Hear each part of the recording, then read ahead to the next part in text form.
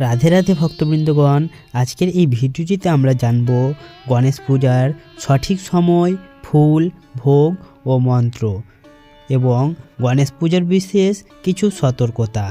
তাই ভিডিওটিকে শেষ পর্যন্ত দেখার অনুরোধ রইল। আর আমাদের চ্যানেলে যদি আপনারা নতুন হয়ে থাকেন, অবশ্যই ভিডিওটিতে একটি লাইক দিয়ে চ্যানেলটিকে সাবস্ক্রাইব করে রাখবেন আর কমেন্টে লিখে দিবেন রাধে রাধে। আপনি কি জানেন, গণেশ পূজা যদি ভুল নিয়মে করা হয় তাহলে সেই পুজো ফল দেয় না, বরং অনেক সময় বাধা আরও বেড়ে যায়। শাস্ত্রে বলা হয়েছে, গণেশ সন্তুষ্ট না হলে কোনো পূজা, কোনো সাধনা কখনোই সম্পূর্ণ হয় না। কিন্তু আশ্চর্যের বিষয় হলো, আমাদের 90% মানুষ গণেশ পূজার সময় এমন কিছু ভুল করে ফেলি যেগুলো নিজের অজান্তেই সুখ, অর্থ ও উন্নতির পথ বন্ধ করে দেয়। গণেশ পূজার সঠিক সময়। শাস্ত্র অনুযায়ী গণেশ পূজার সেরা সময় হলো প্রাতকাল সূর্যোদয়ের পর বা দুপুরের আগে অথবা ব্রাহ্ম মুহূর্তে। পুরাণে বলা হয়েছে, প্রভাতে গণেশ পূজা করলে জীবনের বাধা দূর হয়, দুপুরের করলে কর্মক্ষেত্রে উন্নতি হয়। সূর্যাস্তের পর গণেশ পূজা করা নিষিদ্ধ, বিশেষ করে নতুন কাজ শুরু করার উদ্দেশ্যে। গণেশ পূজায় কোন ফুল দেবেন? শাস্ত্রে বলা হয়েছে, গণেশের প্রিয় ফুল হলো লাল জবা, লাল পদ্ম, লাল গাঁদা। সাদা ফুল, কাঁটাযুক্ত ফুল বা শুকনো ফুল গণেশ পুজোয় ব্যবহার করা উচিত নয়। এবার চলুন আমরা জানব গণেশের প্রিয় ভোগ। গণেশকে বলা হয় মোদক প্রিয়, তাই তার প্রিয় ভোগ হলো মোদক, লাড্ডু, গুড়, নারকেল ও কলা। একটি গোপন শাস্ত্রীয় নিয়ম হলো, গণেশকে ভোগ দেওয়ার সময় নিজে আগে কিছু খাওয়া উচিত নয়। গণেশ পূজার শক্তিশালী মন্ত্র। সাধারণ গৃহস্থদের জন্য সর্বশক্তিশালী মন্ত্র হলো ওং গণপতয়ে নমঃ। এই মন্ত্র যে কেউ জপ করতে পারে, কোনো দীক্ষা লাগে না। প্রতিদিন 11 বার অথবা 21 বার করলেই যথেষ্ট।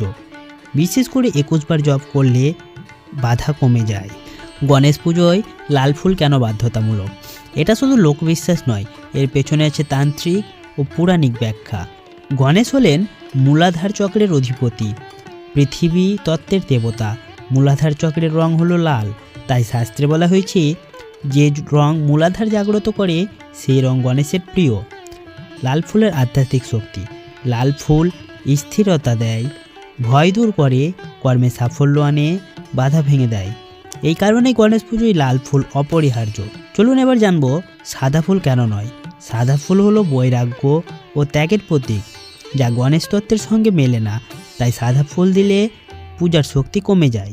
চলুন এবার জানবো গণেশকে এই 3টি জিনিস কখনোই অর্পণ করবেন না। এই অংশটা খুবই গুরুত্বপূর্ণ। প্রথমত, তুলসী পাতা। অনেকে ভুল করে তুলসী পাতা গণেশকে দেন, কিন্তু শাস্ত্রে বলা হয়েছে, তুলসী নারায়ণের প্রিয়া, গণেশের নয়। গণেশ পুজোয় তুলসী দিলে পূজা ফলহীন হয়ে যায়, কাজ আটকে যায়। শুকনো বা বাসি ভোগ। গণেশকে কখনোই আগের দিনের ভোগ, ফ্রিজে রাখা খাবার অর্পণ করবেন না। গণেশ তাজা শক্তি গ্রহণ করেন। তৃতীয়ত, কাঁটাযুক্ত ফুল বা পাতা। কাঁটাযুক্ত ফুল বাধা সৃষ্টি করে, নেতিবাচক শক্তি আনে, তা এগুলো কঠোরভাবে নিষিদ্ধ। চলুন এবার জানবো, আপনি যদি নিজে ঘরে পুজো করেন তাহলে গণেশের মুখ কোন দিকে করবেন।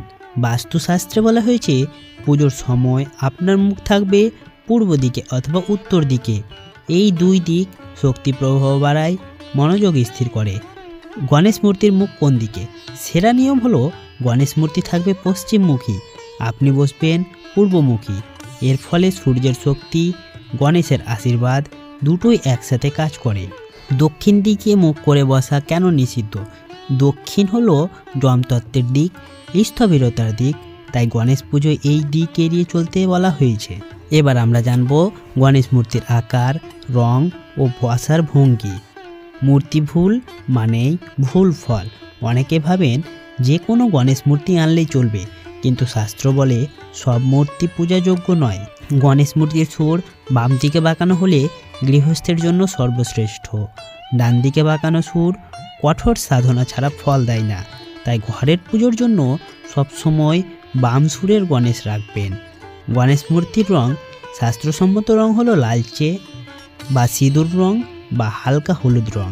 এই রঙগুলো স্থায়িত্ব আনে, অর্থপ্রবাহ বাড়ায়। কালো বা ধূসর রঙের মূর্তি ঘরের পূজার জন্য বর্জনীয়। গণেশ বসে থাকবেন কিভাবে? গণেশ মূর্তির আসন স্থির দুই পা মাটিতে বা পদ্মাসনে ভাসমান বা অস্থির ভঙ্গির মূর্তি মানসিক অস্থিরতা বাড়ায়। কোন দিনে গণেশ পুজো করলে কোন ফল মেলে? সব দিনে গণেশ পুজোর ফল এক হয় না। চতুর্থ তিথিতে গণেশ তত্ত্বের প্রধান তিথি, নতুন কাজ শুরু করার জন্য শ্রেষ্ঠ। এই দিনে পুজো করলে আটকে থাকা কাজ এগোয়, পরীক্ষায় সাফল্য আসে। সংক্রান্তি বা অমাবস্যায় কী করবেন? এই দিনগুলোতে হালকা পুজো, বেশি মন্ত্রজপ, ভোগ ও আড়ম্বর কম রাখা উচিত। ঘরে গণেশ পুজোয় যে ভুল করলে দারিদ্র্যগুলো আসে, চলুন এখন সেগুলো জানব। প্রথমত, গণেশ মূর্তির সামনে জুতো বা চটি। অনেক ঘরে পুজো ঘরের কাছেই জুতো থাকে, বাস্তুমতে এটা লক্ষ্মী তত্ত্ব নষ্ট করে। দ্বিতীয়ত, ভাঙা গণেশ মূর্তি রাখা। ভাঙা মূর্তি মানে ভাঙা সৌভাগ্য, ভাঙা কর্মপ্রবাহ। এই মূর্তি কখনোই পুজো করবেন না। তৃতীয়ত, রাত্রে মূর্তির সামনে আলো জ্বালিয়ে রাখা। রাত্রে দীর্ঘক্ষণ আলো শক্তি অপচয় করে, ঘুমের শক্তি নষ্ট করে। রাত্রে পুজো শেষ করে আলো নিভিয়ে দিন। গণেশ পুজোর সময় নিজের অবস্থান কেমন হবে? পুজো শুধু বাহ্যিক নয়, শরীর ও মন দুটোই গুরুত্বপূর্ণ। বসার ভঙ্গি, মাটিতে বসে আপনি আসন ব্যবহার করেও বসতে পারেন। খাট বা সোফায় বসে পুজো করবেন না। পুজোর সময় মনে মনে ভাববেন, কোনো অভিযোগ নয়, কারোর প্রতি রাগ নয়। শাস্ত্রে বলা হয়, গণেশ প্রথমে মন গ্রহণ করেন, তারপর ভোগ। চলুন এবার আমরা জানব পুজো শুরু করার আগের প্রস্তুতি। পুজো শুরু হয় না ধূপ জ্বালিয়ে, পুজো শুরু হয় নিজেকে প্রস্তুত করা থেকে। প্রথমত, দেহ শুদ্ধি, সম্ভব হলে স্নান, না পারলে হাত পা মুখ ধোয়া। শাস্ত্রে বলা হয়, অশুদ্ধ দেহে আহ্বান ফল বহন করে না। আপনার পোশাক থাকবে পরিষ্কার, হালকা রং ও ঢিলে ঢালা। কালো পোশাক, অতিরিক্ত টাইট বা ছেঁড়া পোশাক ব্যবহার করবেন না। পুজোর জিনিস একসাথে রাখুন। পূজার মাঝখানে উঠে যাওয়া মানে শক্তি ছিন্ন করা। এবার চলুন গণেশ পূজার সঠিক নিয়ম জানব। ভূমি প্রণাম। প্রথমে পুজো শুরুর আগে মাটিতে হাত দিয়ে ছুঁয়ে মনে মনে বলুন, আমি পৃথিবীর শক্তিকে সম্মান জানাই। এটা না করলে পুজো স্থির হয় না। দ্বিতীয়ত, প্রদীপ জ্বালানো। প্রথমে প্রদীপ, তারপর ধূপ। এটা যদি উল্টো করেন তাহলে মনোযোগ ভাঙে। তৃতীয়ত, জল অর্পণ। এক ফোঁটা জল গণেশের সামনে দিন, এটা আহ্বানের চিহ্ন। পরবর্তী, আসন সমর্পণ। মনে মনে বলুন, হে গণেশ, আপনি এখানে আসন গ্রহণ করুন। অনেকে এই ধাপটা কিন্তু বাদ দিয়ে দেন, এর ফলে অনেক বড় ভুল হয়ে যায়। পরবর্তী, ফুল অর্পণ। একটি করে ফুল দিন, সব একসাথে নয়। প্রতিটি ফুলে একবার করে মন্ত্র জপ করুন। ষষ্ঠ ধাপ, ভোগ নিবেদন। ভোগ দেওয়ার সময় মনে করবেন না আমি দিচ্ছি, মনে করবেন আমি ফেরত দিচ্ছি। এই ভাবনাটাই পুজোর প্রাণ। সপ্তম ধাপ হলো মন্ত্র জপ। এই মন্ত্রটি জপ করুন, ওং গণপতেই নমঃ। ধীরে, স্পষ্ট, মন দিয়ে, গুনে গুনে নয়, অনুভব করে জপ করুন। পরবর্তী, প্রণাম ও নীরবতা। শেষে চুপ করে 1 মিনিট বসে থাকুন। এই নীরবতায় আশীর্বাদ কাজ করে। কোন মন্ত্র ভুল করলে ফল উল্টো হয়?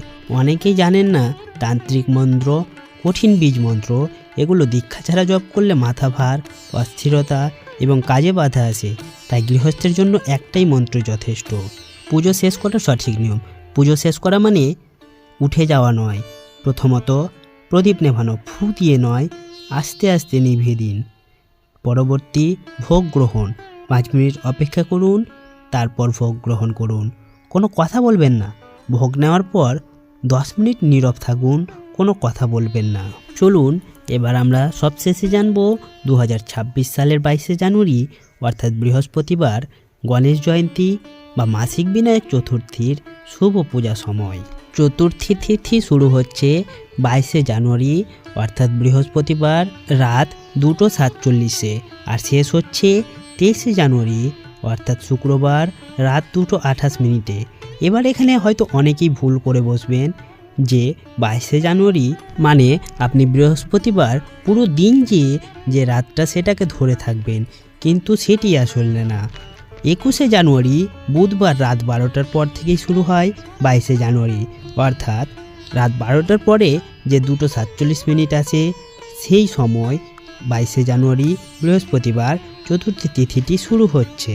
আপনাদের যদি বুঝতে অসুবিধা হয় তাহলে অবশ্যই কমেন্ট করবেন। এবার চলুন পূজা মুহূর্তগুলো জেনে নিই। মাধ্যাহ্ন পুজো বা শুভ সময় সকাল 11:29 থেকে দুপুর 1:37 পর্যন্ত। এই সময় গৃহে বা মন্দিরে গণেশ পূজা করা সবচেয়ে শুভ। অমৃতকাল সকাল 7:06 থেকে সকাল 8:44। এই সময়েও পুজোর শুরু বা দানীয় কাজ খুব ফল দেয়। তৃতীয়ত অভিজিৎ মুহূর্ত সকাল 11:58 থেকে 12:43 পর্যন্ত। এবার হয়তো আপনারা ভাববেন অভিজিৎ মুহূর্তটি কী? চলুন সেটি জানিয়ে দিই। এই সময়টি বিশেষ শক্তিশালী সময় হিসেবে বিবেচিত হয়।